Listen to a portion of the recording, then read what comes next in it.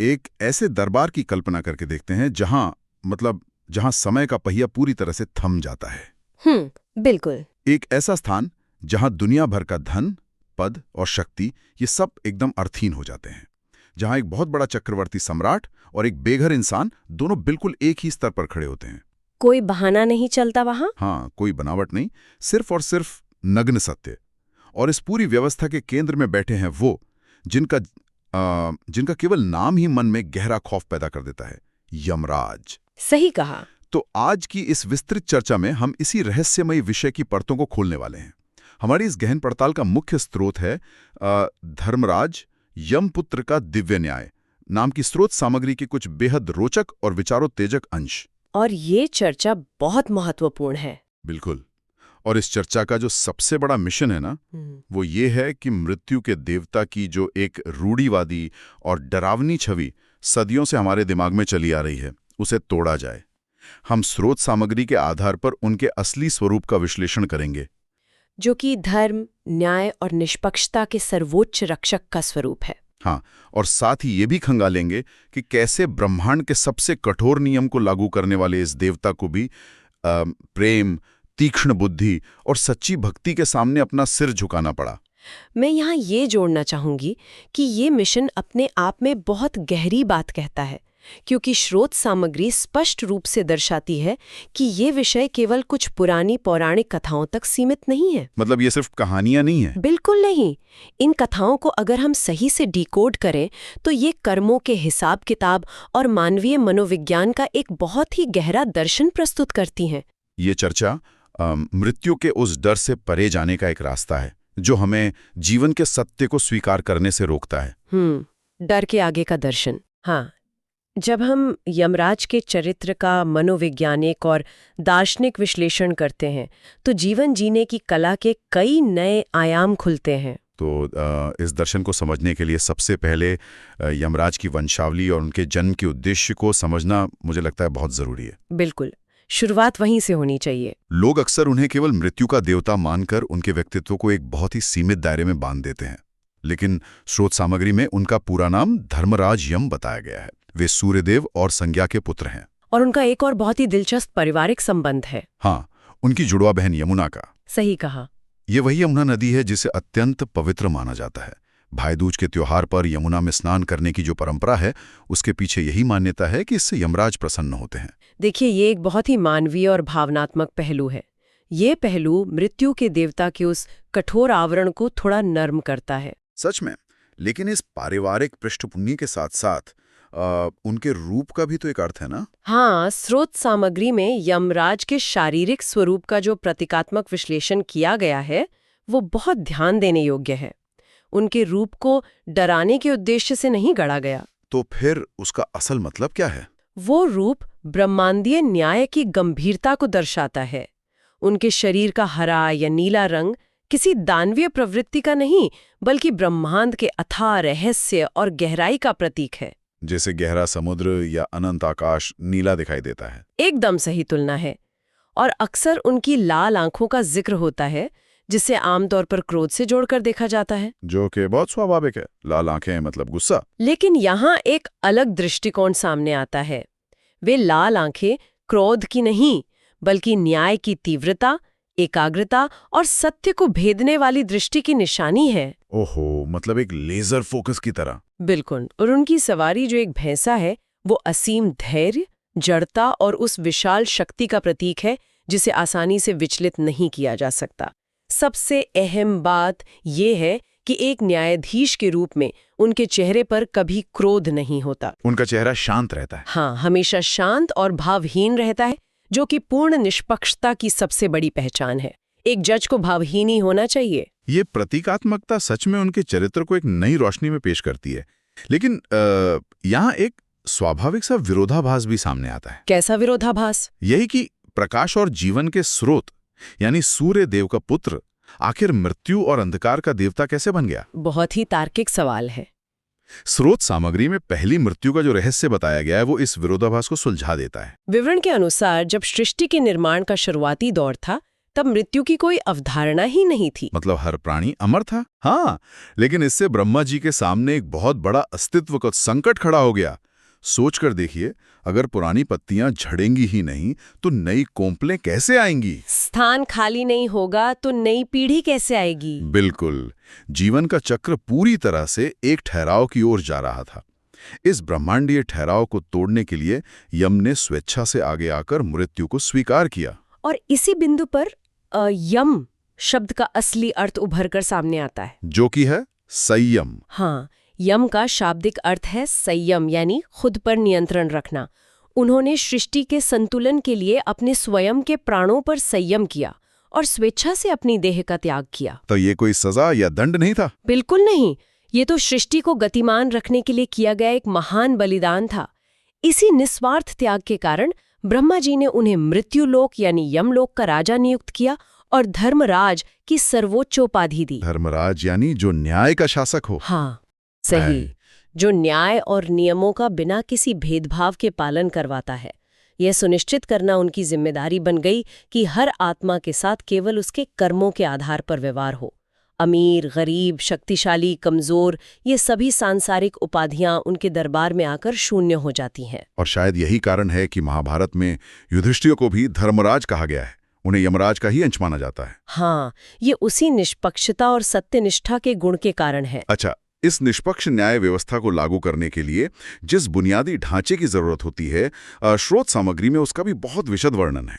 संयमनी नगरी का वर्णन है ना? हाँ, यमलोक की राजधानी संयमनी नगरी के रूप में जानी जाती है। ये नगरी दक्षिण दिशा में स्थित बताई गई है और यही वो मूल कारण है जिसकी वजह से सांस्कृतिक मान्यताओं में दक्षिण दिशा की ओर सिर करके सोने से परहेज किया जाता है। ये एक बहुत ही रोचक सांस्कृतिक जुड़ाव है। संयमनी नगरी की वास्तुकला भी अपने आप में अनोखी है। वहां सोने के विशाल खंभे और चांदी के दरवाजे हैं, लेकिन किसी शाही महल की तरह वहां कोई उत्सव या शोर नहीं होता। वहां एक अजीब सी शांति होती है। हाँ, एक भारी और परम शांति का साम्राज्य है। लेकिन इतने बड़े पैमाने पर न्याय की प्रक्रिया को चलाने के लिए यमराज अकेले काम नहीं करते। उनके पास एक बहुत ही सुव्यवस्थित प्रणाली है और सहायकों की एक पूरी टीम। इस प्रणाली का सबसे दिलचस्प हिस्सा इसके वे सहायक हैं जिन्हें अगर आज के परिप्रेक्ष्य में देखा जाए तो वे बेहतरीन मनोवैज्ञानिक रूपकों की तरह काम करते हैं। जैसे कि चित्रगुप्त। बिल्कुल, चित्रगुप्त को ही लेते हैं। चित्रगुप्त का शाब्दिक अर्थ है छुपी हुई तस्वीर या गुप्त चित्र। उनके पास अग्रसंधानी नामक एक विशाल बही खाता होता है जिसमें हर जीव के हर एक विचार और कर्म का अत्यंत सूक्ष्म विवरण दर्ज होता है। हर एक विचार भी? हाँ, दार्शनिक दृष्टि से देखा जाए तो चित्रगुप्त कोई बाहरी मुनीम नहीं है। वो वास्तव में इंसान का अपना अवचेतन मन है। ओहो, मतलब हम खुद ही अपने कर्मों का हिसाब रख रहे हैं। यही तो बात है। इंसान दुनिया से अपने कर्म छुपा सकता है, लेकिन अपने स्वयं के अवचेतन से कुछ भी नहीं छुपा सकता। अग्रसंधानी वे पदचिन्ह हैं जो हमारे कर्म ब्रह्मांडीय ऊर्जा में छोड़ जाते हैं। ये सचमुच बहुत दिलचस्प है। सहायकों की इस सूची में यमदूतों की भूमिका भी काफी स्पष्ट रूप से परिभाषित है। हाँ, उनके रूप के बारे में जो विवरण है। स्रोत सामग्री बताती है कि ये यमदूत भी आत्मा के कर्मों के अनुसार अपना रूप बदलते हैं। जो पुण्यात्माएं होती हैं उनके सामने ये बेहद शांत और सौम्य रूप में प्रकट होते हैं, मानो वे कोई मार्गदर्शक हो। बिल्कुल। लेकिन जिनका जीवन पाप और दुराचार में बीता होता है, उन्हें ले जाने के लिए भयंकर और काले रंग के यमदूत आते हैं। और वो जो दो कुत्तों का जिक्र है, हाँ, श्यामा और शबला, इन दोनों रहस्यमयी कुत्तों की 4 आंखें बताई गई हैं। इनका मुख्य काम पूरे संसार में विचरण करके उन लोगों की पहचान करना है जिनका धरती पर समय पूरा हो चुका है। लेकिन इस पूरी न्याय प्रणाली का जो सबसे अद्भुत उपकरण है वो है न्याय दर्पण। हाँ, वो जादुई शीशा। वो एक ऐसा दर्पण है जिसमें उपस्थित होते ही आत्मा के पूरे जीवन की हर अच्छी बुरी घटना एक अनकट फिल्म की तरह सामने आ जाती है। ये तो बहुत ही हाईटेक लगता है। न्याय दर्पण की यह अवधारणा आत्म मूल्यांकन का सबसे चरम रूप है। जब कोई आत्मा उस दर्पण के सामने खड़ी होती है तो उसे किसी गवाह या सबूत की जरूरत नहीं होती। वो खुद अपनी चेतना के कटघरे में होती है। बिल्कुल, इंसान खुद अपने जीवन को एक तटस्थ दर्शक की तरह देखता है जहां उसकी नीयत और उसके कर्मों के बीच का कोई भी फासला छुप नहीं सकता। ये सिखाता है कि अंतिम न्याय बाहर से नहीं थोपा जाता, बल्कि ये भीतर का ही प्रकटीकरण है। ये बहुत ही गहरी बात है। लेकिन अगर यमराज की ये पूरी व्यवस्था इतनी ही यांत्रिक, नियमबद्ध और कठोर है, तो श्रुत सामग्री के अगले हिस्से में एक बहुत ही चौंकाने वाला बदलाव देखने को मिलता है। आप सावित्री और सत्यवान की कथा की बात कर रहे हैं। हाँ, ये कथा अक्सर एक भावुक प्रेम कहानी के रूप में जानी जाती है, लेकिन अगर हम इन स्रोतों के नजरिए से इसे पढ़ें तो ये मृत्यु के साथ लड़ी गई एक बेहद तार्किक और बौद्धिक कानूनी लड़ाई नजर आती है। कानूनी लड़ाई, ये बहुत सही शब्द इस्तेमाल किया। पृष्ठभूमि कुछ इस तरह है कि सावित्री ने अपना जीवन साथी चुनने के लिए सत्यवान को चुना, जो एक निर्वासित और अंधे राजा का पुत्र था। नारद मुनि ने सावित्री को स्पष्ट रूप से चेतावनी दी थी कि सत्यवान की आयु केवल 1 वर्ष शेष है। इसके बावजूद सावित्री अपने निर्णय पर अडिग रही। इस प्रसंग में सावित्री का चरित्र केवल एक समर्पित पत्नी का नहीं है, तो और क्या है? वह अदम्य साहस और स्पष्टता वाले एक ऐसे व्यक्ति का चरित्र है जो अपने निर्णयों के परिणामों को भुगतने के लिए पूरी तरह तैयार है। उसने ये जानते हुए भी विवाह किया कि उसे मृत्यु से टकराना पड़ेगा। ये नियति को चुनौती देने का पहला कदम था। और जब नियत दिन पर सत्यवान के प्राण हरने के लिए स्वयं यमराज प्रकट हुए, तो सावित्री का असली संघर्ष शुरू हुआ। उसने हार नहीं मानी। सत्यवान के प्राण लेकर यमराज दक्षिण दिशा की ओर चल दिए और सावित्री उनके पीछे पीछे चलने लगी। यमराज ने बार बार उसे ये कहकर लौटाने का प्रयास किया कि जीवित लोगों का मार्ग यहाँ समाप्त हो जाता है। लेकिन सावित्री ने अपने तर्कों का जाल बुनना शुरू किया। उसने धर्म का हवाला दिया। हाँ, उसने कहा कि पत्नी का स्थान वही है जहां उसका पति है। यमराज उसकी बातों और भक्ति से इतने प्रभावित हुए कि उन्होंने उसे वरदान मांगने का प्रस्ताव दिया। लेकिन एक स्पष्ट शर्त थी कि वो सत्यवान के प्राण नहीं मांग सकती। बिल्कुल, और यहीं से सावित्री की वो बौद्धिक रणनीति सामने आती है जिसने ब्रह्मांड के सबसे बड़े न्यायाधीश को भी उलझा दिया। उसने सीधे प्राण नहीं मांगे, बल्कि एक एक करके ऐसे वरदान मांगे जो अंततः उसी दिशा में जाते थे। पहले वरदान में उसने अपने अंधे सास ससुर की दृष्टि और उनका राज्य वापस मांगा। यमराज ने प्रसन्न होकर तथास्तु कह दिया। इसके बाद भी वो पीछे चलती रही और धर्म पर गहरी चर्चा करती रही। इस बौद्धिक संवाद से प्रभावित होकर यमराज ने दूसरा वरदान दिया, जिसमें सावित्री ने अपने पिता के लिए 100 पुत्रों की कामना की। यमराज ने फिर से तथास्तु कहा, लेकिन असली दांव तो तीसरे वरदान में चला गया। हाँ, जब यमराज ने आखिरी बार उसे लौटने को कहा तो सावित्री ने बड़ी ही चतुराई से अपने लिए 100 तेजस्वी पुत्रों का वरदान मांग लिया। और यमराज ने बिना ज्यादा विचार किए जल्दबाजी में तथास्तु कह दिया। और ये तथास्तु ब्रह्मांडीय नियमों के इतिहास की सबसे बड़ी खामी या लूप होल साबित हुआ। एकदम। सावित्री ने तुरंत अपना अंतिम तर्क प्रस्तुत किया कि वो एक पतिव्रता स्त्री है। उसके 100 पुत्र केवल सत्यवान के द्वारा ही संभव है। मतलब अपने ही वरदान को सच करने के लिए यमराज को सत्यवान को पुनर्जीवित करना ही पड़ा। इस पूरी स्थिति का सबसे खूबसूरत पहलू यमराज की प्रतिक्रिया है। हाँ, उन्हें गुस्सा नहीं आया। बिल्कुल नहीं। उन्हें एहसास हो गया कि वे पूरी तरह से तर्कों के जाल में फंस चुके हैं, लेकिन वे जोर से हंसे। उन्होंने एक नश्वर स्त्री की बुद्धिमानी, उसकी वाक्पटुता और धर्म की समझ का सम्मान किया और प्राण लौटा दिए। ये घटना स्थापित करती है कि धर्मराज यम अंधे नियमों के गुलाम नहीं हैं। वे बुद्धि और तार्किकता की कद्र करते हैं। और तार्किकता और ज्ञान की ये कद्र यमलोक की एक और अत्यंत महत्वपूर्ण कथा में दिखाई देती है, नचिकेता का प्रसंग। जहां सावित्री ने मृत्यु से जीवन को वापस छीना था, वहीं बालक नचिकेता ने मृत्यु से ही जीवन और मृत्यु के पार का ज्ञान मांग लिया। कहानी की शुरुआत वाजश्रवा ऋषि के एक यज्ञ से होती है ना? हाँ, जिसमें उन्हें अपना सर्वस्व दान करना था।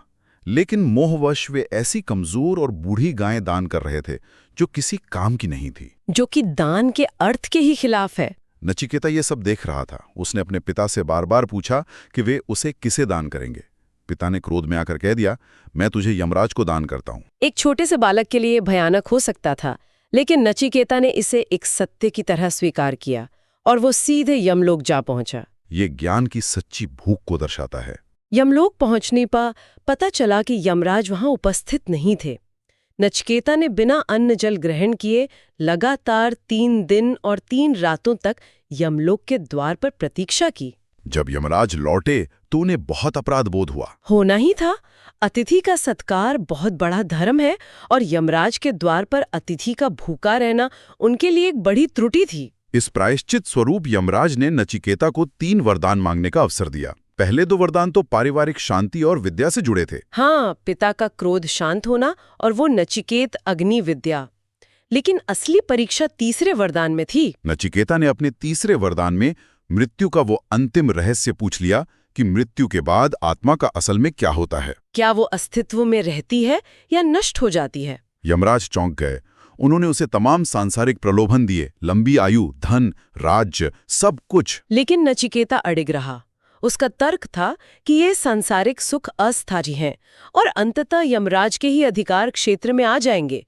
उसे शाश्वत ज्ञान चाहिए था। जब यमराज ने उसकी ये निष्ठा देखी तो उन्होंने उसे वो गूढ़ रहस्य समझाया जो कठोपनिषद का मुख्य आधार है। यमराज ने बताया कि जिसे हम मृत्यु कहते हैं वो अंत नहीं है।